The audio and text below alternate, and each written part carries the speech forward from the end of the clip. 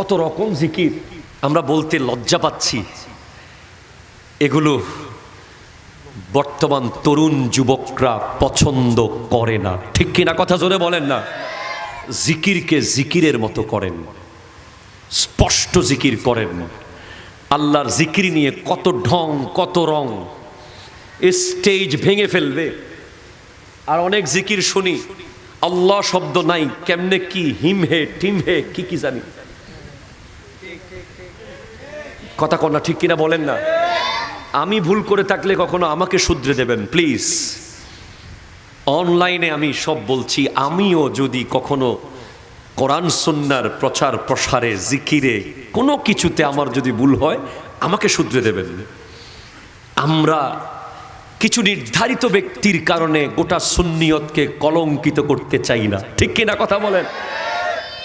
জিকির জিকিরের মতো। তাহলে এক পয়েন্ট নম্বর 1 যেখান থেকে আমি আসছি, তাসাউফ, তা সাদ ওয়া ফা, মনে রাখতে হবে। মনে আছে তো আপনাদের? 4টা অক্ষর। প্রথম অক্ষর হলো তওবা। তওবায় থাকার কিছু উপায়, তার মধ্যে একটা হলো নিজের কলবকে প্র্যাকটিস করাই ফেলা, যে সে আপনার ইচ্ছাই হোক অনিচ্ছাই হোক সবসময় আল্লাহু। একটু জোরে বলেন না সুবহানাল্লাহ। অনলাইনের মাঠে, কোন মাঠে? অনলাইন প্ল্যাটফর্মে যুব সমাজকে হেদায়তের দিকে নাকি ভ্রষ্টতার দিকে? যদি ভ্রষ্টতার দিকে হয় বাঁচার উপায় কি?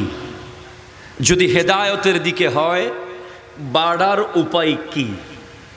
এ বিষয়ে আমাকে আলোকপাত করার জন্য বলা হয়েছে। আমার তেমন কোনো জ্ঞান গরিমা কিছুই নেই, ফকির মিসকিন একেবারে। আমি আমার প্রাণপ্রিয় মুর্শিদ করিম আওলাদ রসুল আল্লামা সৈয়দ মোহাম্মদ তাহের শাহ সাহেব কিবলা মদ্দিজিল্লুহুল আলী দোয়ার নজর কামনা করছি। এবং অত্র মসজিদ যে মহান ওলির নামে হযরতে আকবর শাহ রহমতুল্লাহ আলাইহির দোয়া, আপনারা মুরব্বীদের দোয়ায় আল্লাহ যেন আমাকে সত্য কথাগুলো সঠিকভাবে তুলে ধরার তৌফিক দান করে, আমিন। একটু জোরে বলেন। Echo of flat. আমি কোরআন কারীমে সূরা রাদ এর 11 নম্বর আয়াত থেকে তিলাওয়াত করেছি। রব্বুল আলামিন ইরশাদ করছেন, ইন্নাল্লাহা লা ইউগাইয়িরু মা বিকওমিন হাত্তা ইউগাইয়িরু মা বিআনফুসিহিম। Indeed, Allah will not change the condition of a people until they change what is in themselves. আল্লাহ ওই কওমের ভাগ্য, ওই কওমকে পরিবর্তন করেন না যতক্ষণ তারা নিজেকে নিজে পরিবর্তন করে না। এটা কথা বলছেন কে? আরো জোরে বলেন না, কে? কে? আল্লাহ বলছেন যতক্ষণ আমরা নিজেকে পরিবর্তন করতে চাইব না, আমরা নিজেকে অপরিবর্তিত রাখতে চাইব, আমরা প্রচেষ্টা চালাবো না, আল্লাহ পরিবর্তন করবেন না বলে দিয়েছেন। তার মানে পরিবর্তন হওয়ার প্রচেষ্টা বান্দার পক্ষ থেকে যদি আসে আল্লাহ পরিবর্তন করে দেবে। সুবহানাল্লাহ। নসিব পরিবর্তন করে দেবে, ভাগ্য পরিবর্তন করে দেবেন। এরপরে আমি যে আয়াতে কারীমা তিলাওয়াত করার সৌভাগ্য অর্জন করেছি, যে রব্বুল আলামিন পবিত্র কোরআনের সূরা কাহাফে ইরশাদ করছেন, ওয়াসবির, তুমি কানেক্টেড হয়ে যাও, নফসাকা, তোমার নফসকে সম্পৃক্ত করো, মা আল্লাযিনা, ওই ব্যক্তিদের সাথে, ইয়াদউনা রাব্বাহুম বিল গাদাতি ওয়াল আশিয়্যি, যারা সকাল সন্ধ্যা আল্লাহর ধ্যানে মগ্ন থাকে। একটু জোরে বলেন সুবহানাল্লাহ। যারা সকাল সন্ধ্যা আল্লাহকে ডাকে, যারা আল্লাহকে চেনে, আল্লাহ যাদেরকে চেনে, সুবহানাল্লাহ পড়েন। তোমাকে কানেক্টেড হতে হবে তাদের সাথে। তারা কেন আল্লাহকে ডাকে? তারা কেন আল্লাহর সাথে কানেক্টেড? ইউরিদুনা ওয়াজহাহু, তারা আল্লাহর সন্তুষ্টি চায়, আল্লাহর দিদার চায়। একটু জোরে বলেন সুবহানাল্লাহ। আসেন, এই দুটি আয়াত, একটা হলো পরিবর্তনের আয়াত, আর একটা হলো সম্পর্কের আয়াত। কথা বলেন না, ঠিক কিনা বলেন?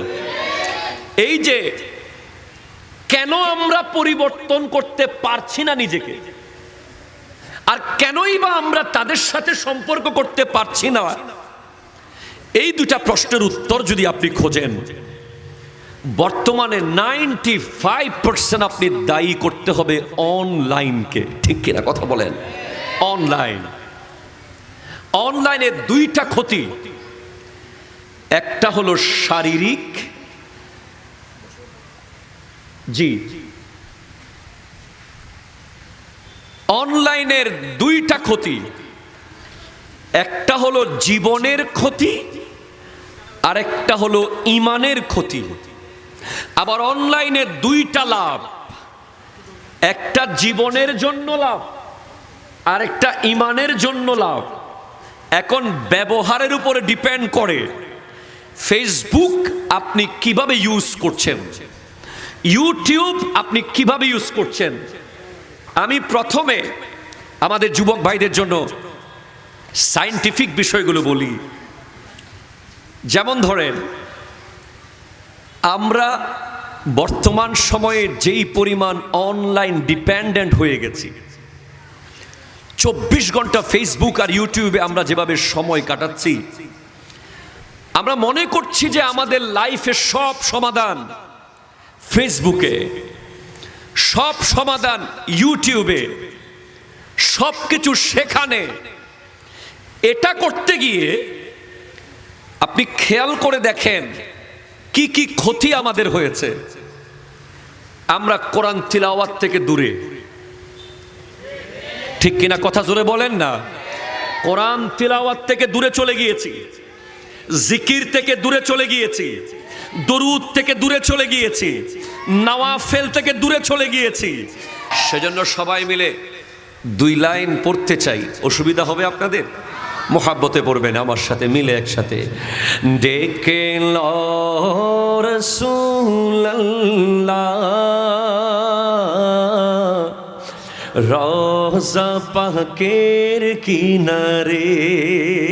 সুবহানাল্লাহ বলেন, আরো জোরে বলেন সুবহানাল্লাহ।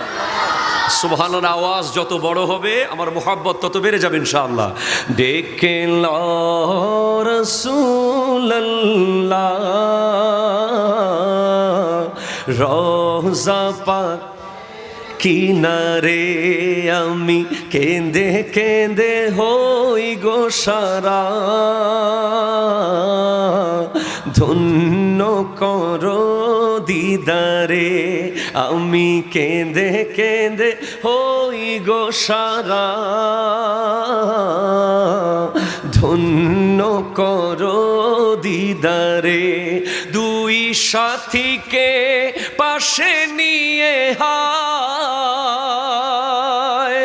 ঘুমিয়ে আছো নিঝুম নিরালায়, 2 সাথীকে পাশে নিয়ে হায় নবী ঘুমিয়ে আছো নিঝুম নিরালায়, সাড়া দাও রাসূলুল্লাহ ডাকে অধম তোমারে, ডেকে লো রাসূলুল্লাহ রওজা পাকের কিনারে, আমি কেঁদে কেঁদে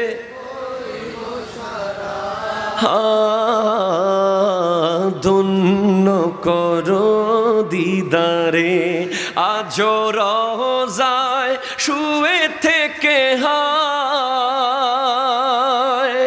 কাঁদেন তিনি উম্মতের মায়ায়, আজ রওজায় শুয়ে থেকে হায় কাঁদেন তিনি উম্মতের মায়ায় মুদের অশ্রু ভেজা এ সালাম নবী পাঠিয়ে দিলাম শিয়রে নুজের অশ্রু ভেজা এ সালাম নবী পাঠিয়ে দিলাম শিয়রে ডেকে লো রাসূল